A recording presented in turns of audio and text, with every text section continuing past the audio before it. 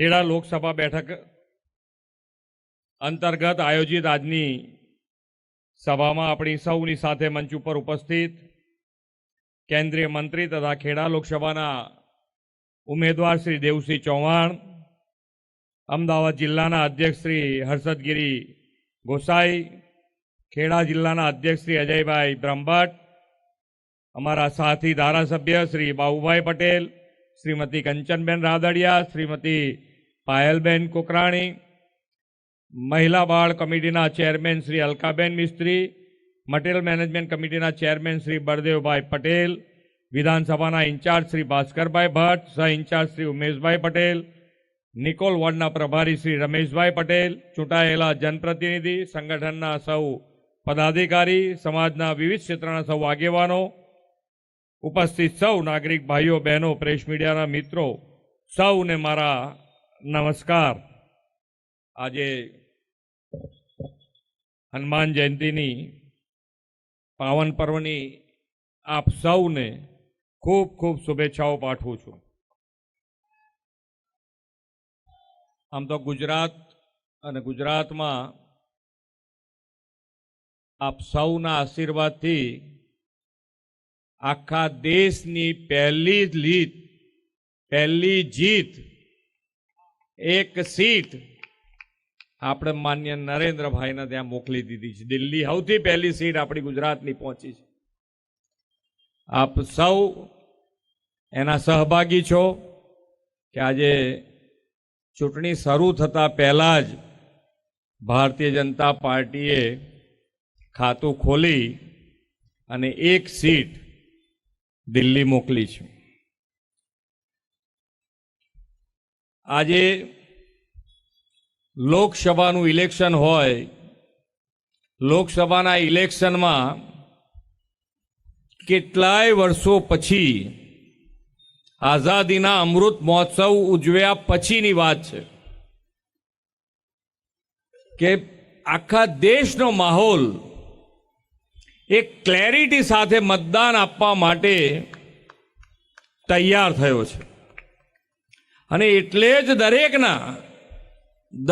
દરેકે મન મનાઈ લીધું છે કે આપણે માન્ય નરેન્દ્રભાઈના નેતૃત્વવાળી ભારતીય જનતા પાર્ટીને વોટ આપવાનો છે। દરેક જણે મન મનાયું છે અને એટલે જ જનજનનો અવાજ ઉઠ્યો છે કે માન્ય નરેન્દ્રભાઈને ત્રીજી વખત આપણે વડાપ્રધાન બનાવીએ તો કેટલા પાર? 400 પાર સાથે બનાવીએ। ઇલેક્શન આવે, ઇલેક્શન વખતે ચર્ચાઓ થતી હોય તો ઘણી વખત આપણે લોકસભાના ઇલેક્શન વખતે સાંભળ્યું છે કે આપણા અર્થતંત્રનું થશે શું, આપણા દેશનું શું થશે। દરેક જણે આજ લોકસભાના ઇલેક્શન વખતની ચર્ચાઓ થતી।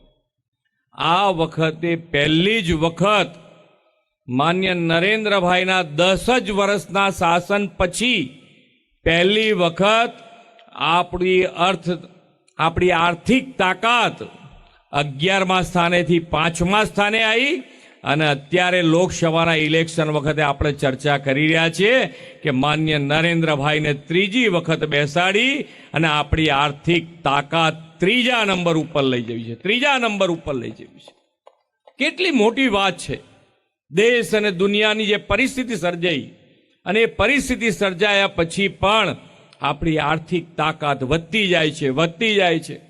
કેટલાય મોટા દેશો જે છે જેના આપણા માટે ગૌરવની વાત હોય કે આ દેશને ગમે તે પરિસ્થિતિમાં કંઈ ના થાય, એવા દેશ પણ ક્યાં તો એમનું આર્થિક તાકાતનો નંબર ત્યાં ને ત્યાં રાખી મૂક્યો છે અથવા તો પાછો પડ્યો છે। એવા સંજોગોમાં આપણે આર્થિક તાકાત સાથે આગળ વધી રહ્યા છે। આ માન્ય નરેન્દ્રભાઈનું નેતૃત્વ છે। વિકાસની વાતો અને વિકાસની રાજનીતિ માન્ય નરેન્દ્રભાઈના આયા પછી શરૂ થઈ છે અને વિકાસની રાજનીતિ અને વિકાસના કામો પણ એટલા થયા છે। દરેક સેક્ટરમાં ખૂબ મોટા બદલાવ સાથે આપણે આગળ વધી રહ્યા છીએ। આજે સેવા અને સુશાસન બંને આપણે સાથે આપવું પડે। સેવા કરવી હોય તો સુશાસન આપવું જ પડે। આજે અહીંયાથી હમણાં દેવસિંહજી કહેતા હતા કે આપણે યોગથી આયુષ્યમાન સુધીની વ્યવસ્થા કરી છે। આયુષ્યમાન સુધીની વ્યવસ્થા કરી છે। દરેક શહેરમાં હોય ગામે ગામ આપણે મેડિકલ સેન્ટરો ખોલ્યા છે. મેડિકલ સેન્ટરની સાથે એની અંદર જોઈતા ડોક્ટરોની વ્યવસ્થા પણ આપણે કરી રહ્યા છે. પણ આ ડોક્ટરોની વ્યવસ્થા કેવી રીતે કરવી, કેવી રીતે ડોક્ટરો વધુ ને વધુ આપણને મળે. આજે પણ નાની મોટી ક્યાંક બૂમ આવતી હશે કે ડોક્ટર નથી મળતા.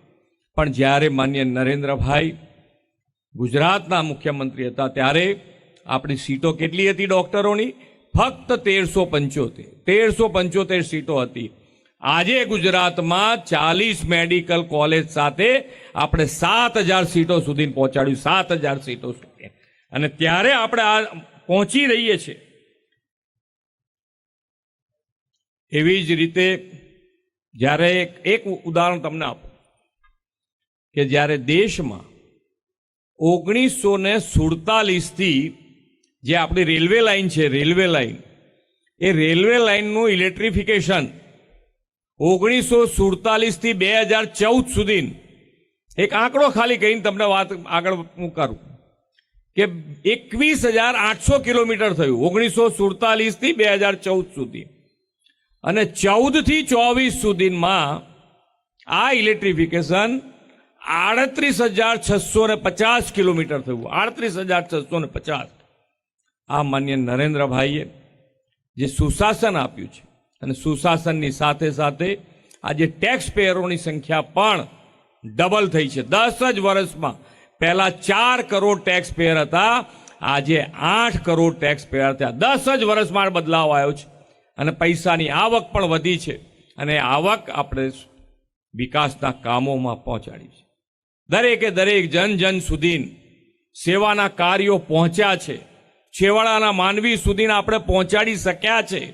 અને એટલે જ આજે દરેક જણને વિશ્વાસ વધતો ગયો છે. માન્ય નરેન્દ્રભાઈ 10 વર્ષનો ટ્રેક રેકોર્ડ તો છે જ, પણ સાથે સાથે આવતા 25 વર્ષમાં અમૃતકાળમાં આપણે વિકસિત ભારત તરફ આગળ વધવું છે. અને જ્યારે વિકસિત ભારત તરફ આપણે આગળ વધતા હોઈએ ત્યારે વિકસિત ભારત બનાવવા માટે આજથી જ એમાં કામ શરૂ થયું છે. કેટલી સરકારી યોજનાઓ પહેલા બનતી અને એનો લાભ કેટલા જણ લઈ શકતા? જૂજ લોકો લાભ લેતા, કારણ કે ખબર જ ના હોય કેવી રીતે લાભ લે. આજે માન્ય નરેન્દ્રભાઈના નેતૃત્વમાં સેચ્યુરેશનનો વિચાર, જે યોજનાનો લાભ જેને પડવા પાત્ર છે એને 100% મળે, એના માટે માન્ય નરેન્દ્રભાઈએ વિકસિત ભારત યાત્રા શરૂ કરી. અને માન્ય નરેન્દ્રભાઈનો ગેરંટી રથ ગામે ગામ પહોંચ્યો છે, ગામે ગામ પહોંચ્યો છે. અને જેને જે યોજનાનો લાભ મળવા પાત્ર હોય એને સરકારે એના ઘેર બેઠા આપ્યું છે. ગેરંટીની વાત આપણે કરતા હોઈએ, ગેરંટી અત્યારે કોની ચાલે છે? એક અને માત્ર એક ગેરંટી માન્ય નરેન્દ્રભાઈની ગેરંટી ચાલે છે. આપણી પાસે દરેક સાધન સંપન્ન લોકો છીએ. આપણી પાસે બધી વ્યવસ્થા હોય. આપણે મકાન લેવું હોય, ધંધા રોજગાર માટે લોન લેવી હોય, તો આપણી પાસે બધી વ્યવસ્થા હોવા છતાં પણ બેંકમાં જઈએ તો બેંકવાળા કેટલા ધક્કા ખવડાવે આપણને ખબર છે. તો જેની પાસે કંઈ નથી એ લોકોને લોન કેવી રીતે મળે? માન્ય નરેન્દ્રભાઈના નેતૃત્વમાં આ સામાન્ય માણસ, ગરીબ માણસ અને આ દરેકના ગેરંટર થયા માન્ય નરેન્દ્રભાઈ. અને આ યુવાનો અને મહિલાઓને 30 લાખ કરોડ રૂપિયાની લોન મુદ્રા યોજના અંતર્ગત આપી છે. 30 લાખ કરોડ રૂપિયાની. આના ગેરંટીયર ફક્ત અને ફક્ત નરેન્દ્રભાઈ. નાના ફેરિયાઓની અહીંયા અમદાવાદ શહેરમાં પણ તમને બધાને ખબર હશે કે આપણે વોળે વોળે આના મેળા કર્યા હતા કે આ ફેરિયાઓને લોન મળે. પીએમ સ્વનિધિ યોજના અંતર્ગત દરેક ફેરિયાઓને, નાના વેપારીઓને જે રેકડી ચલાવે છે, ચાની કેટલી ચલાવતા હોય એ બધાને પણ 10,000, 20,000, 20,000 ભરી દે તો 50,000. અને આ બધામાં ગેરંટી કોની? ફક્ત અને ફક્ત માન્ય નરેન્દ્રભાઈની ગેરંટી. એક જ પાર્ટી એવી છે કે જે રાષ્ટ્રહિત, રાષ્ટ્ર પર સર્વોપરી માની અને જો કોઈ કામ કરતી હોય તો એ ભારતીય જનતા પાર્ટી છે.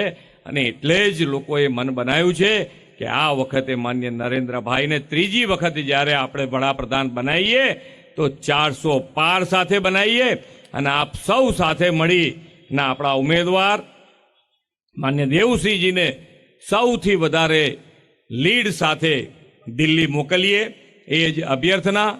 ભારત માતા કી જય. વંદે માતરમ. જય જય ગરવી ગુજરાત.